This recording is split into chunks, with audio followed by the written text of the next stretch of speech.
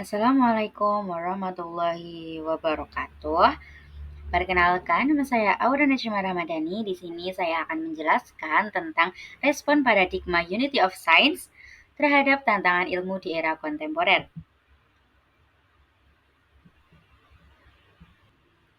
Paradigma Unity of Science sendiri hadir sebagai pendekatan untuk mengatasi krisis dalam perkembangan ilmu modern yang cenderung terfragmentasi. Dalam konteks psikologi, pendekatan ini berupaya melihat manusia secara lebih utuh dengan mengintegrasikan berbagai perspektif keilmuan. Perkembangan ilmu modern mendorong spesialisasi yang semakin tajam, sehingga tiap disiplin ilmu berjalan sendiri-sendiri. Akibatnya, pemahaman terhadap manusia menjadi parsial dan tidak menyeluruh. Fragmentasi ilmu menyebabkan munculnya perbedaan cara pandang dalam memahami kebenaran, yakni epistemologi. Hal ini menimbulkan kebingungan dalam menentukan pendekatan yang paling tepat untuk memahami realita manusia. Kondisi ini mendorong kebutuhan akan pendekatan integratif yang mampu menjembatani berbagai disiplin ilmu agar dapat memahami manusia secara holistik, tidak hanya dari satu sudut pandang saja. Adapun tantangan ilmu kontemporer yaitu ada empat.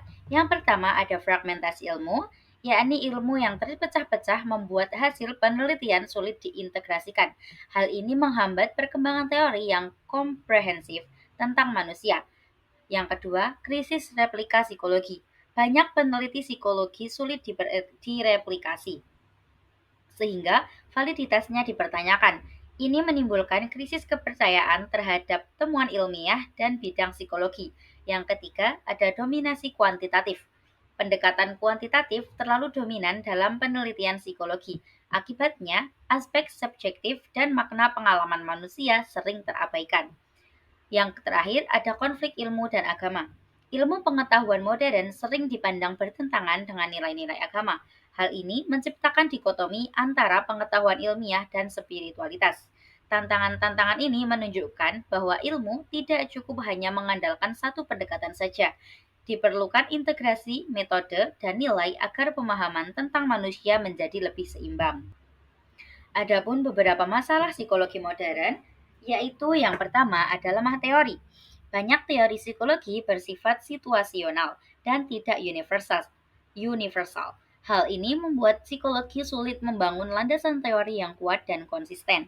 Yang kedua ada parsial. Psikologi modern cenderung hanya fokus pada aspek tertentu, seperti perilaku atau kognisi. Akibatnya, dimensi lain seperti emosi, budaya, dan spiritualitas kurang diperhatikan. Yang ketiga, minim nilai spiritual. Aspek spiritual sering diabaikan dalam kajian psikologi modern, padahal spiritualitas memiliki peran penting dalam membentuk makna hidup dan kesehatan mental individu. Keterbatasan ini membuat psikologi belum sepenuhnya mampu menjelaskan manusia secara utuh.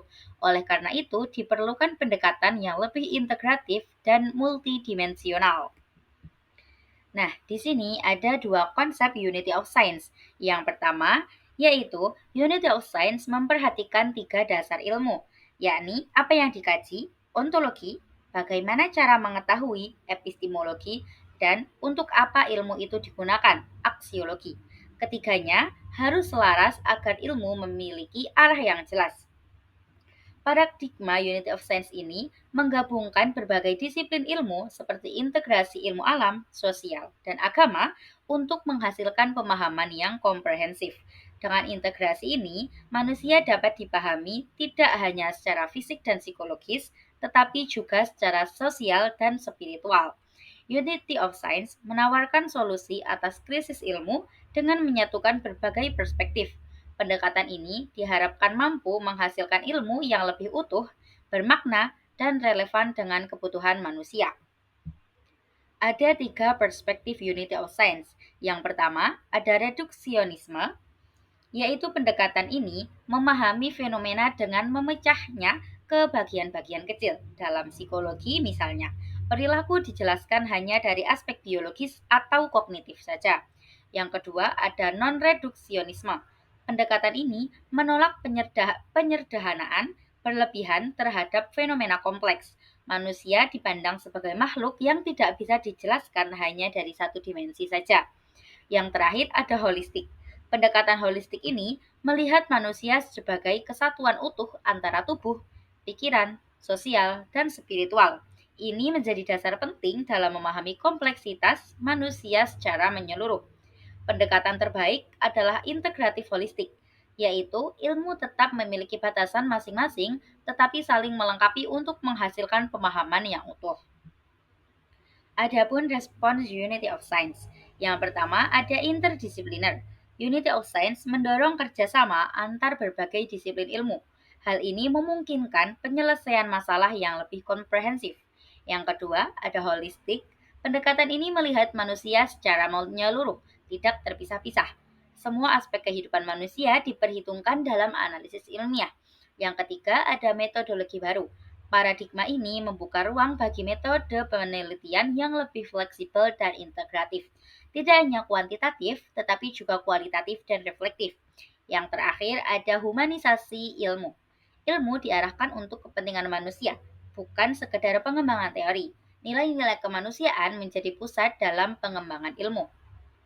Paradigma ini mendorong kolaborasi ilmu untuk menyelesaikan masalah manusia secara nyata, konstekstual, dan bermakna. Nah, untuk implementasinya sendiri itu ada 3, yakni yang pertama psikologi Islam, mengintegrasikan konsep psikologi dengan nilai-nilai spiritual dalam Islam. Pendekatan unit of sense ini membantu memahami manusia tidak hanya secara mental tetapi juga secara spiritual. Yang kedua ada neuropsikologi, yakni menghubungkan fungsi otak dengan perilaku dan proses mental. Ini menunjukkan integrasi antara ilmu biologi dan psikologi. Yang terakhir ada psikologi sosial, yakni mengkaji bagaimana lingkungan sosial mempengaruhi perilaku individu. Pendekatan ini menekankan pentingnya konteks sosial dalam memahami manusia. Psikologi modern mulai bergerak ke arah integrasi antara aspek biologis, sosial, dan spiritual sehingga lebih mampu menjelaskan manusia secara utuh. Adapun Unity of Science di UIN Wali Songo Semarang itu mengembangkan paradigma kesatuan ilmu yang mengintegrasikan wahyu, rasio, dan pendekatan empiris. Pendekatan ini bertujuan untuk menghasilkan ilmu yang tidak hanya ilmiah tetapi juga bernilai spiritual. Konsep ini menjadikan ilmu sebagai sarana transformasi sosial. Ilmu tidak hanya untuk memahami dunia, tetapi juga untuk memperbaiki kehidupan manusia secara menyeluruh.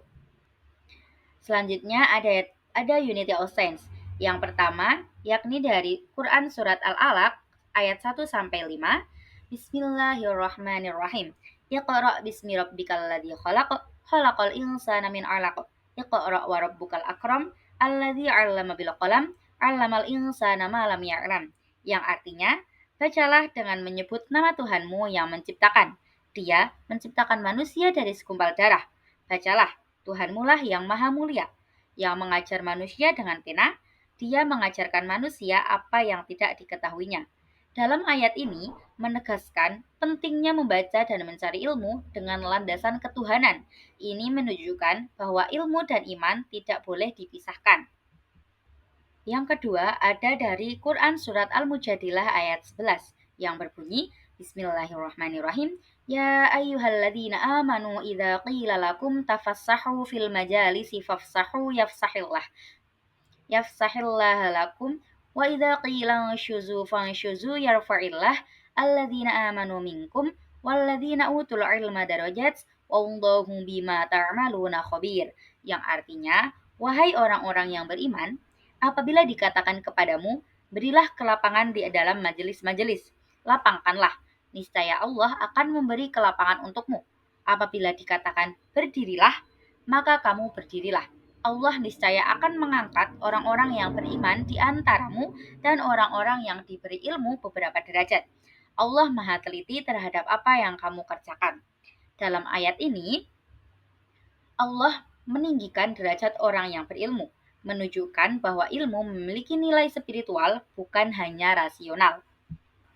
Nah, yang ketiga ada dari Al-Quran Surat Al-Imran ayat 190 sampai 191 yang berbunyi Inna fi khalaqis samawati wal ardi wa ikhtilafil laili wan nahari laayatil liulil albab alladzina yadhkurunallaha qiyaman wa qu'udan wa 'ala junubihim wa yatafakkaruna fi khalaqis samawati wal ardi Rabbana ma khalaqta hadza batila subhanaka faqina 'adzabannar, yang artinya sesungguhnya dalam penciptaan langit dan bumi serta pergantian malam dan siang terdapat tanda-tanda kebesaran Allah bagi orang yang berakal, yaitu orang-orang yang mengingat Allah sambil berdiri, duduk, atau dalam keadaan berbaring, dan memikirkan tentang penciptaan langit dan bumi, seraya berkata, "Ya Tuhan kami, tidaklah Engkau menciptakan semua ini sia-sia.